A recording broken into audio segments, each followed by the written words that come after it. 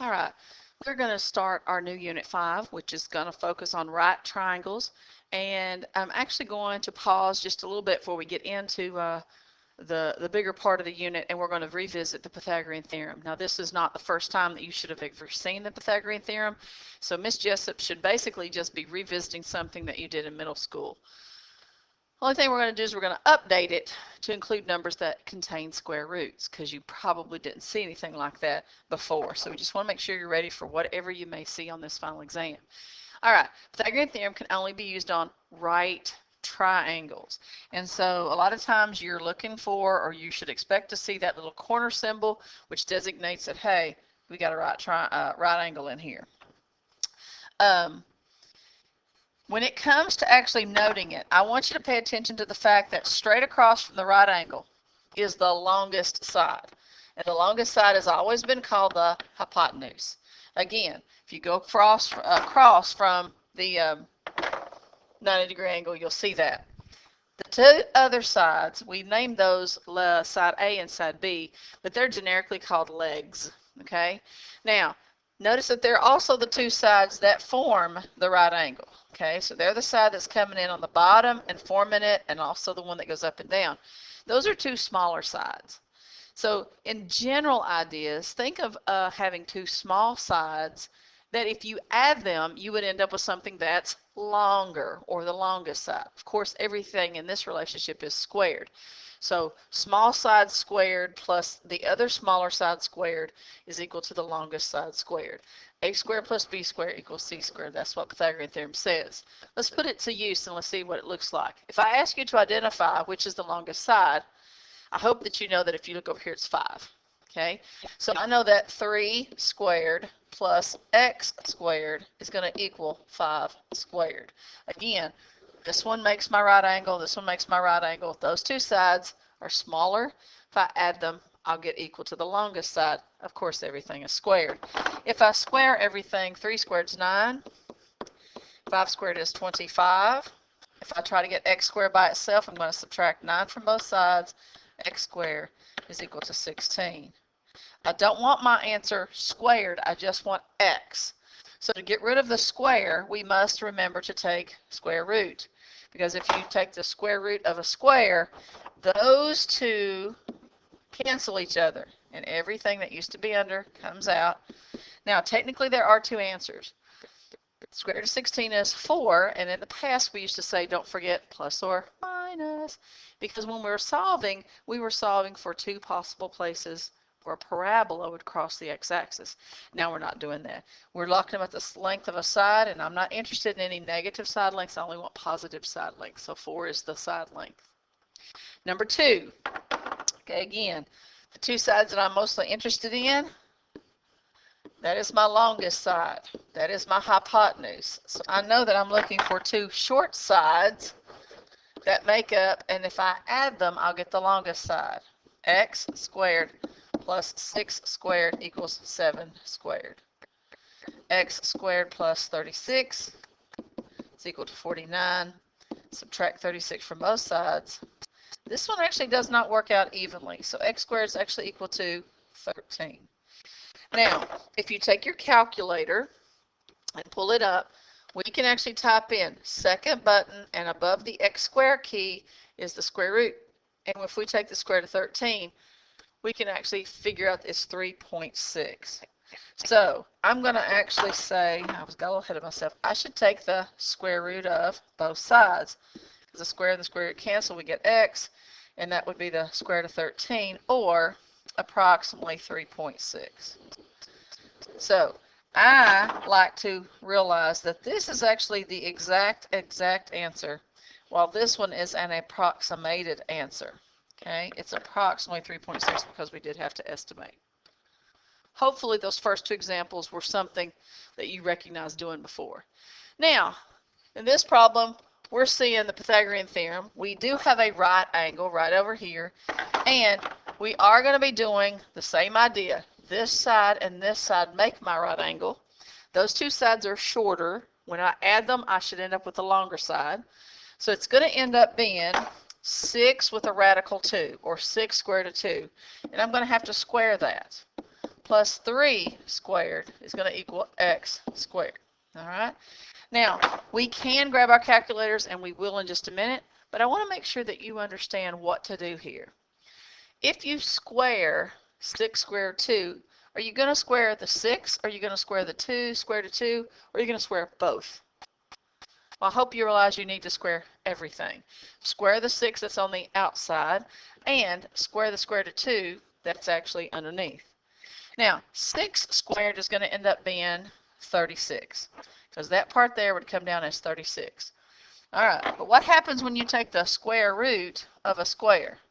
Well, those two operations cancel, and so my 2 comes down. Now, keep in mind, the 6 and the square root of 2 were side by side. They were not added. They were not subtracted. They were multiplied. So that would actually give me 36 times 2, which will end up being 72. 72 plus 3 squared is 9. And then I end up with 72 plus 9 is 81. Of course, all this is equal to x squared, if I keep up with my parts. And square root of both sides, the answer is 9. All right. I want to focus just for a second with this part right here, because that is probably the new number, the square root number that you might not have seen in the past. And I do want to make sure you put it in your calculator right. Okay. So I would open up parentheses, and I'm going to have 6 on the outside. Then I'm going to have a square root.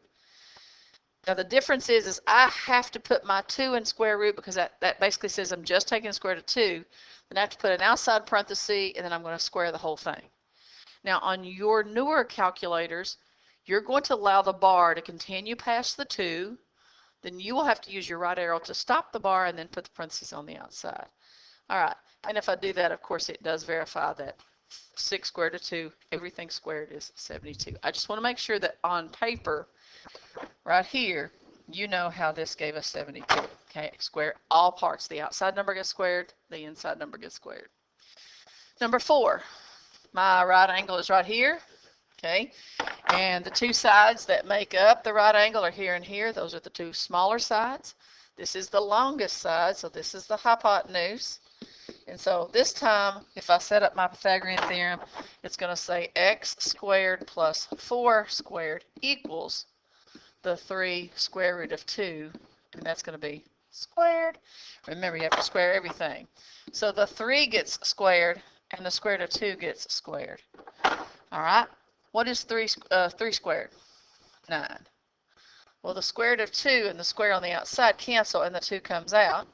And again, there's no plus in between, no subtract, so it's definitely multiplied. So I'm going to get equals 18. All right. X squared plus 4 squared is 16 equals 18.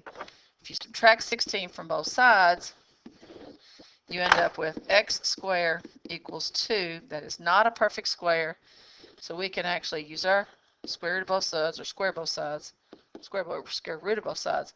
And the answer is either square root of 2, or you can grab your calculator, type in square root of 2 and 1.4. Okay, the answer is about square root of 2, or about 1.4. Again, we're talking about the actual side. This is number 5. This is kind of where we have the same problem that we've been doing, but it's described in a word problem. So let's read carefully. A 10-foot ladder. Where would the 10-foot ladder? Would it be across the bottom, or would it be on the right, or would it be on the left slanted side? Where do you think 10 should go? Well, I hope you picked out the left-hand slanted side. That would be where the 10-foot ladder. Imagine a ladder with rungs on it, right? Leaned up against the side of the building. It's not a, I can't draw, but that would be where my ladder is. It touches a point 10 feet or 9 feet high. Would that be at the bottom, or would that be up the side? Well, I hope you realize that's up the side. So this side would be 9. How far from the wall is the ladder? Well, that would be down here. How far from the wall is the ladder? So that's my x. So of course, if I find my right angle, I hope that you see that it's actually created right here, which means that these 2 sides that form that angle are the 2 shorter sides, 9 and x. So I'm actually going to add 9 squared plus x squared to equal 10 squared. And 9 squared is 81 plus x squared, didn't do anything to it, equals 100. Subtract 81 from both sides. X squared equals 19. That is not a perfect square. But if I take the square root of both sides, the x squared cancels, I get x.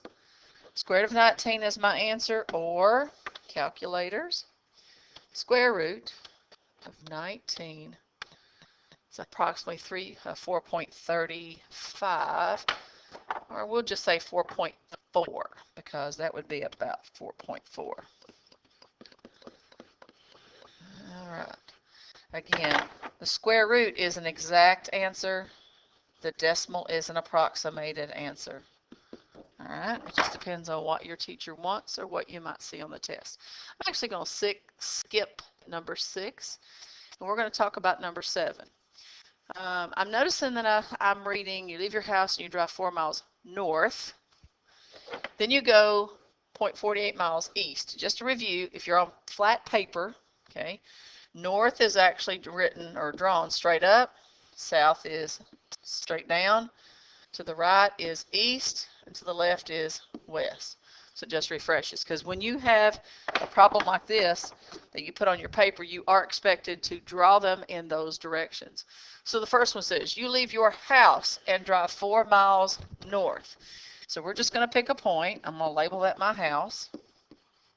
Then I'm going to draw a straight line so far north, and I'm going to put the number 4 on it. Okay, so that tells me I went 4 miles north. And then you go square root of 4 miles east. So I'm going to turn here, and east is going to be to the right, and I'm going to put square root of 48 on that number. Okay, the bar does include across the 48. Now, hopefully we realize that our right angle are created right there. North and east have a right angle created between them. Then it says, how far are you from your house? Which is actually this straight distance right through there. So that would be like having, if you want to call it X, or if you want to call it side C, my right angle, 4 is shorter than square root of 48 is shorter than C, which is the longest side. So I'm actually going to have to set up and write the equation 4 squared plus square root of 48 squared is equal to C squared, or if you want to call it X. 4 squared is 16. Again, what happens if the square and the square root occur at the same time? They cancel each other. Whatever used to be in there comes out. Square root of 48 is equal to C squared. 16 plus 48 is 64. Take the square root of both sides. C is equal to 8. All right. So we've just tried to do a few examples of when you may run across the Pythagorean theorem. And if you have square roots, I want you to understand what to do. And again, if you ever question what you can do, like with this one, you can always type it in your calculator, okay, parentheses, square root of 48, okay, and that's the number, so I have to stop, like my bar, then close my parentheses, and square that, and of course it does show me 48. So you can always let your calculator confirm. All right, the next thing we want to do is we want to talk about, and this is not going to be a very difficult idea, but it is something that I definitely need you to know, because you're going to run across it. You're going to see questions that involve the exterior and remote interior. So first thing I want to ask you, do you know the difference between exterior and interior? All right, I hope that you think, okay, exterior refers to something on the outside, like outside the house, the exterior paint. You paint the outside of your house. Interior paint, you paint the what? Inside your house. The next thing I want to focus on is this word remote. Remote. If I said to you, the man was in a remote cabin in Alaska, do you think that means that he was really close to town or he was far away from town? A remote cabin in Alaska. I hope that you know that that reference is something that means far away. All right. So we're going to talk about angles that are going to be exterior and interior, and also talk about what it means to have a remote. All right. So I want to focus our attention right now on this left-hand box, and inside the box I see angle A, angle B, and angle C, and angle D. Okay. One of them is exterior. Okay, it does have it labeled for you, but I hope that you can see that exterior angles are formed outside the triangle. So angle A is definitely an exterior angle, definitely. How many angles then are interior? Well, technically B, C, and D are all interior angles. They're inside the triangles, okay? But if I focus just for a minute on just angle B, angle B is technically not really remote, and that's because it's close to angle A. It's actually what I would call adjacent to angle A. And the reason I'm using the word adjacent is because adjacent means next to. If you are next to something else, you are adjacent to it. If you're sitting in a seat next to someone else, you're adjacent to them. So angle B and angle A are adjacent to each other. So I would actually say that that would be adjacent and it would be considered interior. Okay, angle B is adjacent and interior. Now, I'm really more interested in C and D over here. Notice that they're farther away from the exterior angle than B was. B is touching it. C and D are not touching angle A. So those would be what we call the ones that are more remote. They're farther away across the triangle from the outside exterior angle. So those two would be considered remote interior. Remote interior. So this brings us to a theorem or a relationship that you need to know. It's not hard, and I'm going to erase all my notes here. But it does say, let's highlight it, the exterior angle equals the sum of the remote interior angles. Okay, exterior angles. So that would say angle A, remember angle A is this big one out here, angle A equals the sum of C plus D. Add the two that's across the triangle, and those two would add up to be the same as angle A. All right. Let's just jump into a warm-up. I might have should have done this first. This just helps us refresh a little. It's been a while since we've done triangles. Measure of angle A, B, C. Do you remember that angle B, the middle letter, is where the angle is created? A, B, C. So this angle right here. And it says its measure is 80 degrees. So I'll put an 80 down here. The measure of BCA, the angle is actually formed at C, BCA, okay, is 50 degrees.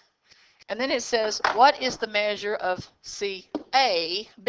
CAB. So this angle up here is what we're looking for. Does anyone remember, what is the sum of the interior angles of a triangle? Did you remember that they are 180 degrees? So if I added 80 plus 50 plus what other number would equal 180? Well, it'd be 80 plus 50 plus something I don't know equals 180. So if I add these two, I get 130 plus the unknown angle, which equals 180. Subtract 130, and I believe you get the answer to be the unknown angle is equal to 50. Okay, so this angle up here would be 50. 50 plus 50 is 100. 100 plus 80 is 180, and that's just kind of a refresher. All right, one more time. Let's talk about a remote interior. Remote means farther away. Interior means inside the triangle. Exterior is an angle on the opposite side of the triangle, on the outside of the triangle. All right, let's see if we can use this relationship. All right, angle A, or excuse me, angle 100 is an exterior angle. Okay, I don't have this angle and I don't need that angle. It's interior, but it's too close. I need to sum up these two and add them up and equal 100. So what X angle plus 40 would add up to be 100? I hope you know that that would be 60 degrees. Okay. All right. Angle X this time is the exterior angle. I don't really need the angle right here. That's too close. I need the sum of the opposite two, the ones that are farther away. So if you add up 64 plus 45, that's the same as my exterior angle X. 64 plus 45 actually adds up to be 109, I believe. degrees. Okay, again, this is my exterior angle. Okay, my exterior angle. And I don't need this one right here. Remember, these two on the opposite side should add up to be 107. So A plus 51 is equal to 107. Subtract 51 from both sides. I think A turns out to be 56. All right, so we're using the exterior angle theorem to help us solve the questions. All right, letter D. I really don't even need 135. Not at all. Okay, I'll just pretend it's not there. This is my exterior angle 45. Remember, the other two on the opposite side of the triangle farther away are the two I'm interested in. So 30 plus y angle equals 45. So 30 plus the y angle equals 45. What would I have to add to 30 to get 45? Well, if I subtract 30 from both sides, y would equal 15. All right, next one. Angle A is the angle I'm looking for, and it's my exterior angle. I actually don't need 75 at all. If I simply add up the two that are on the opposite side, I would end up with 105. Now, that doesn't say that if you ignored the remote interior angles, these two actually form a linear pair, which means they form a line, which means that if you add the two of them up, they equal 180. So it would the same thing. 75 plus angle A would equal 180. And if you solved it that way, you would also get 105. So that's not to say that on some of these pictures, there can be other relationships that you can do. We were just trying to practice the remote interior angles. All right, got a couple challenge problems. Challenge problems have algebra expressions. They don't have just like a number 20 or 30. So this angle out here is 5x plus 13. That's my exterior angle. Okay, I don't need the one closest. These other two added should be the same as that one. This has got x's in it, so I have to add the x's. 4x's and 2x's is 6x's. Okay, plus 2 minus 9 would be minus 7. Remember, we add those two, and that would equal the same as the outside angle, 5x plus 13. So in this particular challenge problem, you actually are setting up and solving a little equation. You can divide your problem into two parts. I need to get my x's on one side together, so I'll probably want to move the 5x over here. To move it, you have to do the opposite, so I'm going to subtract it. All right, so I end up with 1x. All right, since x's are on the left, I need to move the minus 7 to the right. Okay, do the opposite, so I'm going to add 7. And so if you do that, 13 add 7 is 20. So the answer is x equals 20. Last one. Okay, these numbers are a little small. This turns out to be 6x. I know it's kind of very faint. And that little symbol up high is not a square. It's actually a circle, meaning degrees. So again, I do not need the interior angle that's right close to it. That's too close. I need to add up the opposite two, and that should equal the outside exterior angle 6x. All right. Whoops, didn't spell that right. Exterior angle 6x. All right, let's add them up. 3x and x makes 4x. 10 and 40 makes 50. And the result should be equal to 6x.